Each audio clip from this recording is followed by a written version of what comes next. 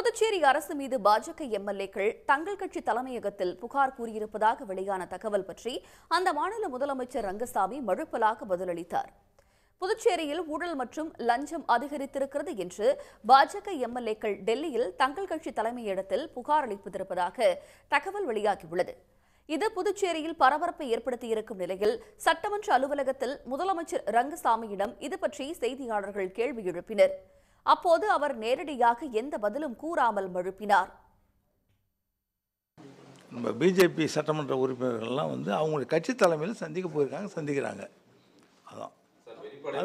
அது அவங்களுடைய சந்திக்கிறது அவங்களுக்கு விருப்பம். அது அவங்க தலைமை சந்திக்கிறது பேசுறது அவங்களுடைய விருப்பம். முதலமைச்சர் கூட்டணி தர்மத்தை மீறிட்டாங்கன்னா அவர் குற்றச்சாட்டை வைக்கிறாங்க. இது வரைக்கும் எனக்கு அது மாதிரி தெரியல. எதிர்கட்சியினுடன் நெருக்கமாக நீங்கள் செயல்படுறீங்க, அவங்களுக்கு எந்த திட்டத்தையும் நீங்கள் செயல்படுத்தலை அப்படின்ற குற்றச்சாட்டையும் வச்சிருக்காங்க சார். மக்களுக்கான மாநில வளர்ச்சிக்கான எல்லா திட்டங்களையும் இந்த அரசு செயல்படுத்தும்.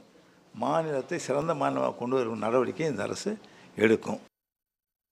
தொடர்ந்து மக்களுக்கான மாநில வளர்ச்சிக்கான திட்டங்களை புதுச்சேரி அரசு தொடர்ந்து எடுத்து வருவதாகவும் புதுச்சேரி முதலமைச்சர் ரங்கசாமி செய்தியாளர்கள் மத்தியில் தெரிவித்தார். உடனுக்குடன் செய்திகளை தெரிந்து கொள்ள சன் நியூஸ் பெல் ஐகானை கிளிக் பண்ணுங்க.